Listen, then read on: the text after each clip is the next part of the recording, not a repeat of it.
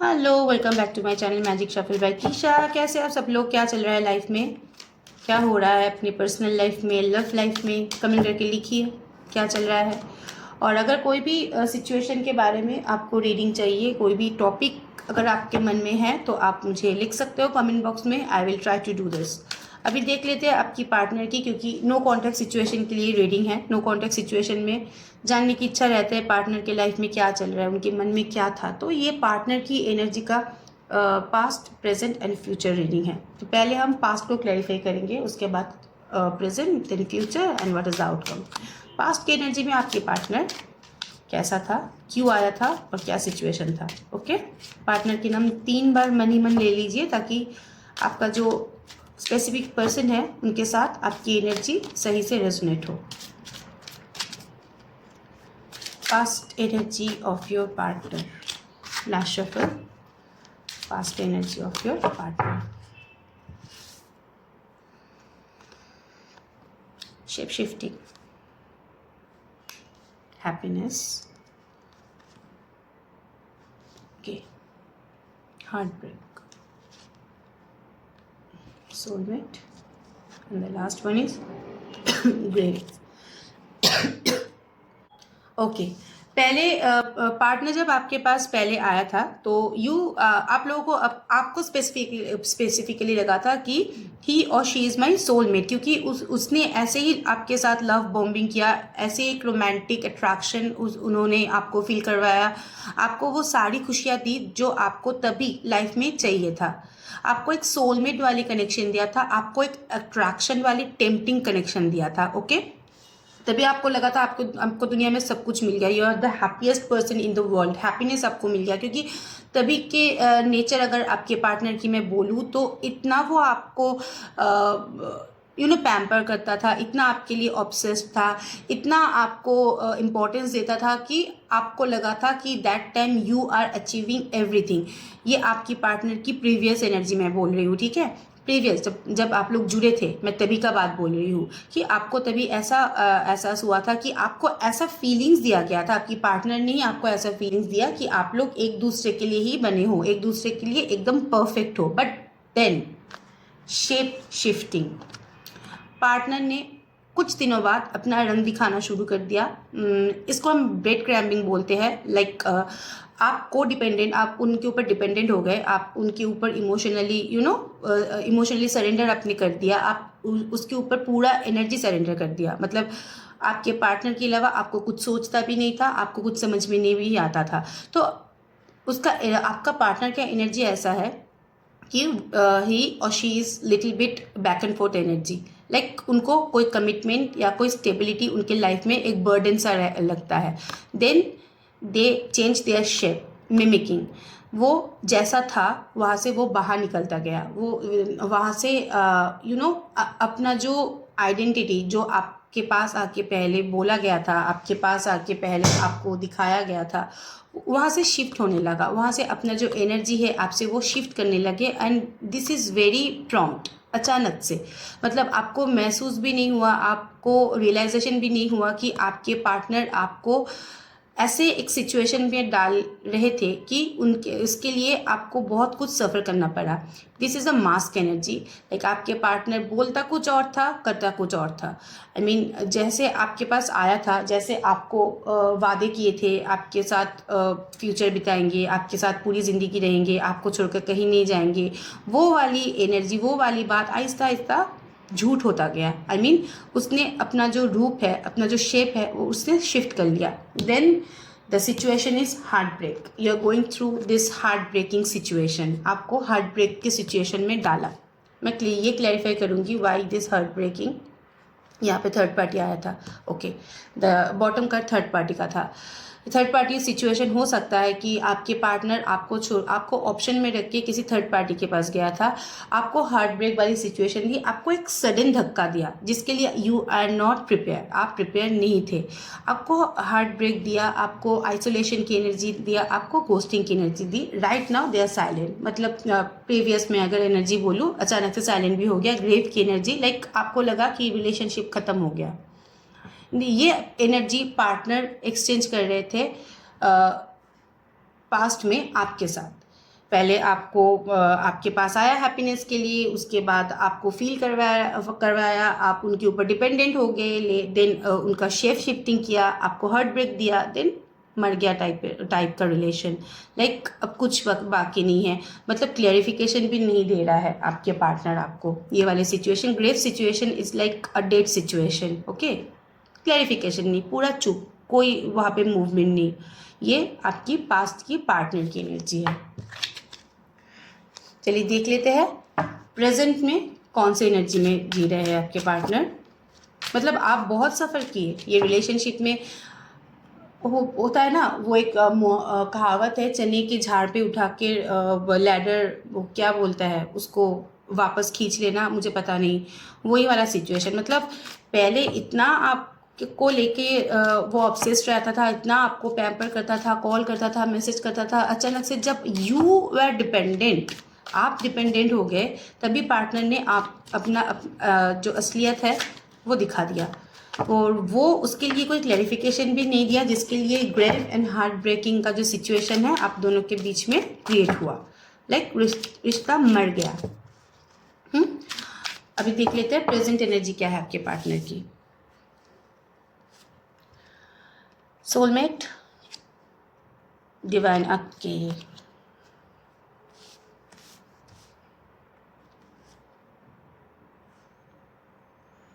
Non committal, ex-love, call or message, freedom. See you guys are ना, आप लोग एक सेम सोल फैमिली बिलोंग कर रहे हो, इसलिए ना सेम सोल फैमिली अगर आप बिलोंग करते हो, मतलब एक ही सोल जर्नी में अगर आप रहते हो, तो वहाँ पे मूव ऑन करना रिलेशनशिप से बहुत ही इम्पॉसिबल होता है।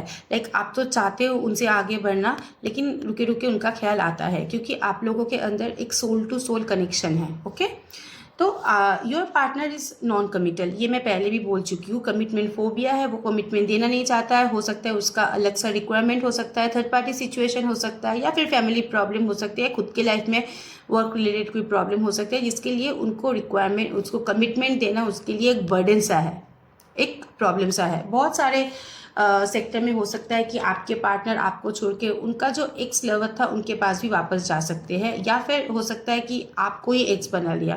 ये एक्स लवर की कार्ड आया है। मैक्सिमम पॉसिबिलिटीज़ है कि आपको छोड़ के कोई पुराने उनके लाइफ में जो पहले था, या फिर बीवी हो सकता है जिसको छोड़ के, मतलब जिसको साइड में रख के एक दिन वो आपके पास आया था प्रीवियसली, उसी के लिए आपको छोड़ के उसी के पास गया। This is the energy of x lover, मतलब एक्स लव के लिए वो गए, अभी भी उनके पास ही है। This is the present situation, अभी भी उनके पास ही है। दैट्स वाई उनको कमिटमेंट देना उसके लिए बर्डन हो रहा है, क्योंकि उनके ऊपर बहुत रिस्पॉन्सिबिलिटीज़ है, बहुत सारे चीज़ों में फंसा हुआ है। Responsibilities, family responsibilities is there. Okay, right now अगर मैं बोलूँ तो उसको फ्रीडम चाहिए। एक एनर्जी में वो बांधा हुआ है, एक एनर्जी में वो जकड़ा हुआ है, वहाँ से वो निकलना चाहता है। एक फ्रीडम चाहिए उनको, एक आगे बढ़ने की सोच चाहिए। लेकिन प्रॉब्लम हो रहा है कि उनका अभी उसने चीज़ें ये तरीके से बिगाड़ दिया है कि आगे बढ़ना उसके लिए थोड़ा सा इम्पॉसिबल हो रहा है। हो सकते हो आप सोल फैमिली बिलोंग कर सकते हो, लेकिन आपके पार्टनर ने आपको धोखा दिया था, ये बहुत ही प्रोमिनेंट है यहाँ पे। लेकिन राइट नाउ अगर वो थर्ड पार्टी सिचुएशन के पास गया भी था, ये एक्स लव का सिचुएशन है, थर्ड पार्टी सिचुएशन है, तो वहाँ पे उनको शांति नहीं मिल रहा है, वहाँ से उनको सुकून नहीं मिल रहा है, तो वहाँ से वो फ्री होना चाहता है, वहाँ से वो आगे बढ़ना चाहता है, लाइफ में कुछ दिन अकेला रहना चाहता है। राइट नाउ अभी उनका जो प्रेजेंट सिचुएशन, प्रेजेंट माइंडसेट है, अभी कुछ नहीं चाहिए, थोड़ा सा अकेला जीना है मुझे, थोड़ा सा अकेला रहना है, कोई भी नहीं चाहिए लाइफ में। मतलब अगर आप खुद के भी बारे में बोलो तो वो आपके भी साथ जुड़ना नहीं चाहता है, वो अकेला जीना चाहता है। थोड़ा सा अपने आप को, कल वाले रीडिंग में मैंने बोला था कि आइसोलेशन और नॉन इन्वॉल्वमेंट है। See the same thing is here. Freeness, freedom चाहिए अपने लाइफ में, एक सुकून चाहिए, एक हीलिंग चाहिए। ओके, बट फिर भी they are waiting for your call and messages.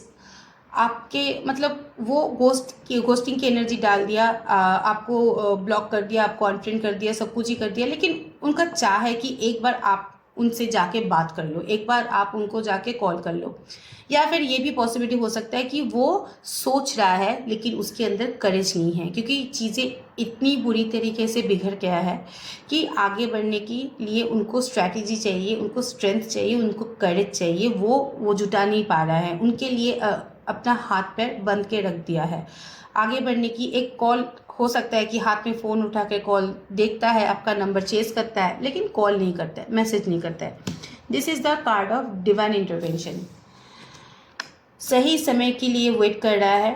चीज़ें जब प्रॉब्लमेटिक होता है तो वो उसके भी पीछे यूनिवर्स का कुछ प्लानिंग रहता है, और चीज़ें जब ठीक होता है उसके भी पीछे यूनिवर्स का कोई प्लानिंग ही रहता है। तो ये यूनिवर्स का एक प्लानिंग है। जब आप दोनों के बीच में एक सिक्योर टाइमिंग आएगा, एक कंफर्ट टाइमिंग आएगा, चीज़ें वो ही सुधारने के लिए आगे हाथ बढ़ाएगा आपके पास। Okay, this is the sign of divine intervention. मतलब डिवाइन काम कर रहा है पीछे, आप उसने देखा है कि आपने क्या कुछ सफ़र किया है। तो वो, और एक भी बात मुझे यहाँ पे दिख रहा है, यहाँ पर वो थोड़ा सा अपना कर्मा भी भुगत रहा है। ओके, बिटवीन द लाइन्स, या third party situation is there, third party situation is there and there is a freedom also.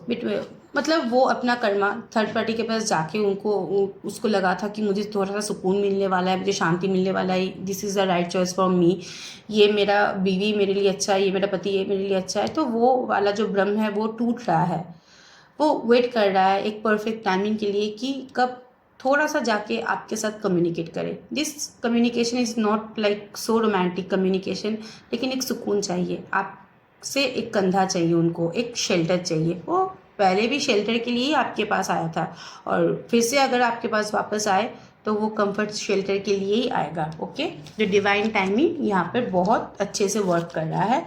और एक बात, डिवाइन उनको तो कर्मा दे ही रहा है और आपको साथ ही साथ हील करने की ताकत भी दे रहा है।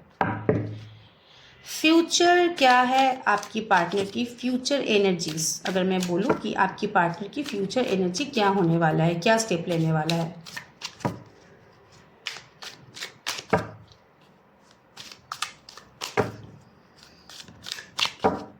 Future energy of your partner, very nice card, social media,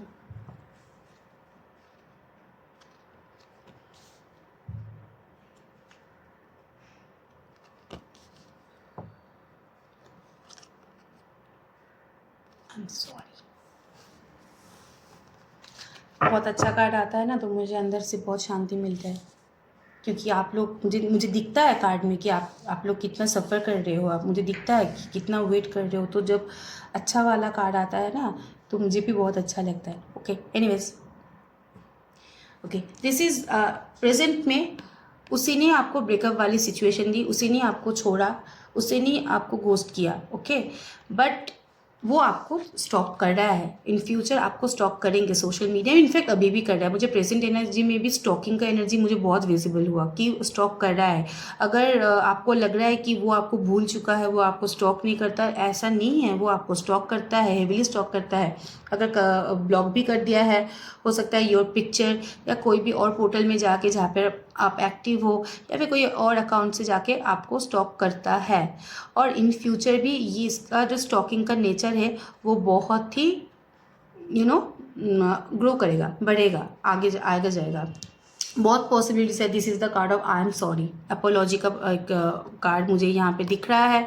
उनको रियलाइजेशन हो रहा है कि जो चीज़ अभी उसने सिलेक्ट किया है, जो एनर्जी के साथ वो रह रहा है, this is not good for them. आपके ख्याल आता है रुके रुके, आपके साथ बिताया हुआ अच्छा पल वो रिकॉल करता है, तो एक सॉरी अपोलॉजी का यहाँ पे चांसेस है।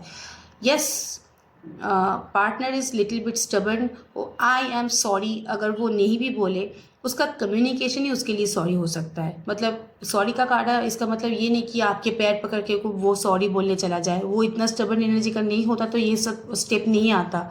अगर वो इमोशनल होता तो आपको इस तरह से वो नहीं छोड़ता। वो बहुत स्ट्रिक्ट है, वो बहुत प्रैक्टिकल, वो अपने बारे में ही सोचता है। लेकिन सॉरी कार्ड इट मीन्स कि एक कम्युनिकेशन के चांसेस है, आपके पास आके आपको थोड़ा सा समझना चाहता है, वो खुद को भी मतलब रियलाइजेशन करवाना चाहता है कि जो भी हुआ मिस्टेक हुआ, बाकी इसको भूल के आगे बढ़े। There is 2 card is very tempting. Like मुझे यहाँ पे दिख रहा है बहुत सारे पार्टनर, आपके व्यूअर्स के जो पार्टनर है एडिक्शन में है।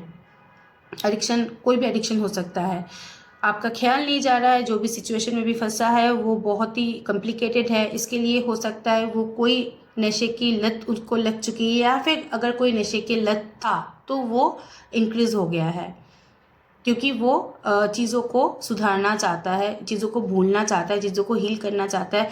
किसी किसी इंसान में होता है कि वो हीलिंग नहीं करता, वो नशे की मतलब नशा करना शुरू कर देता है। उनको वही उनको बेस्ट पार्ट लगता है कि नशा करूँगी भूल जाऊँगी।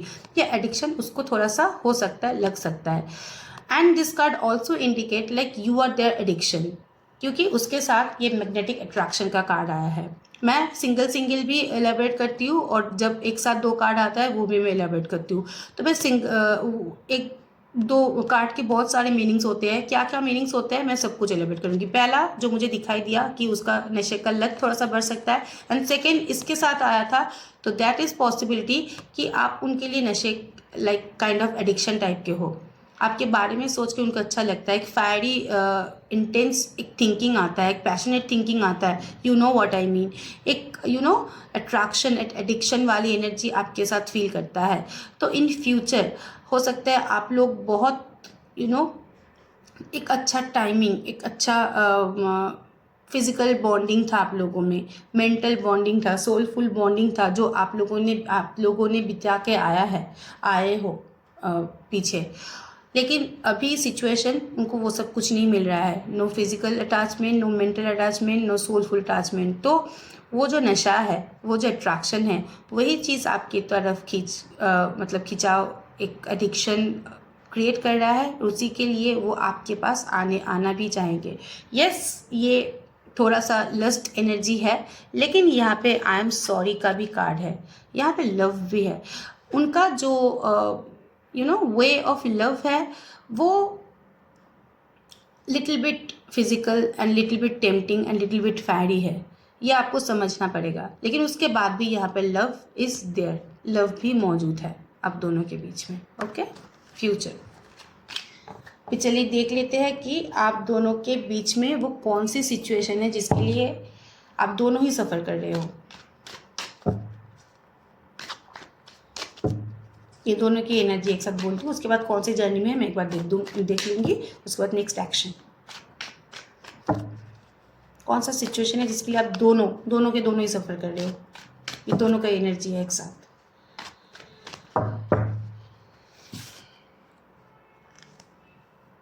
ओके, काम काज कैरियर हो सकता है। पर्सन अपने काम को लेकर बहुत फोकस्ड है, तो हो सकता है कि ये काम के चलते आप दोनों में थोड़ा सा डिस्टेंस क्रिएट हुआ था। आप दोनों ही सफ़र करें। और एक बात है, option, this is the third party card also. देखिए, मतलब आप उनके लाइफ में ऑप्शन एंड चॉइसेस है। ऑप्शन एंड चॉइसेस के लिए भी, काम के भी ऑप्शन एंड चॉइसेस है, एंड पार्टनर की भी ऑप्शन एंड चॉइसेस है। तो किसको सिलेक्ट करूँ, किसको नहीं करूँ, ये कन्फ्यूजन उनके मन में चल रहा था, जिसके लिए आपको छोड़ के ऑप्शन में रख के उसके पास गया था। Okay, very practical. मैंने पहले ही बोला कि आप बहुत प्रैक्टिकल है। मतलब सॉरी का कार्ड है, इट्स नॉट मीन कि हक करके या पैर में पकड़ के मैं सॉरी बोल, ऐसा नहीं। वेरी प्रैक्टिकल पर्सन, मतलब नेचर, फीलिंग्स उनको शो करना नहीं आता था। जो भी फील करता था आधा बोलता था, मैक्सिमम पार्ट छुपा लेता था और कुछ बोलता था जो सेटिस्फैक्टरी नहीं था आपके लिए। आपको चाहिए था थोड़ा सा लव बॉम्बिंग, थोड़ा सा रोमांस, थोड़ा सा पैशन, लेकिन वो चीज़ उनसे मिलने से रहा, क्योंकि your person is very practical. ये चीज़ लेकर भी आप दोनों के बीच में थोड़ा सा प्रॉब्लम हो सकता है। Okay, and very unstable person. Stability नहीं है लाइफ में, स्टेबिलिटी नहीं है, कमिटमेंट नहीं है, बैक एंड फोर्थ सिचुएशन। आपको बहुत ऐसा हुआ कि एक दिन बात किया, 4 दिन बात नहीं किया, फिर से बात किया, फिर से ऑफ कर दिया। मतलब बैक एंड फोर्थ सिचुएशन उसने क्रिएट, स्टेबिलिटी नहीं था अपने लाइफ को, आपको लव लाइफ को कभी स्टेबल नहीं किया, जिसके लिए आप भी बहुत सफ़र किए, आपने भी बहुत पापड़ बेले। मतलब आप बोलते बोलते थक गए, लेकिन वो अपना नेचर नहीं चेंज किया। ये तीनों के तीनों कार्ड, तीनों के तीनों सिचुएशन के लिए आप दोनों ही सफ़र कर रहे हो। One is third party situation, second one is very practical, very rude and very rush, and third one is unstable. अपने लाइफ में स्टेबल है, काम काज में स्टेबल है, लव लाइफ लेके अगर बात आ गए they are not answerable and back and forth situation आता है जाता है, टिकता नहीं एक जगह पे। ओके चलिए देख लेते हैं कौन सी जर्नी में हो आप।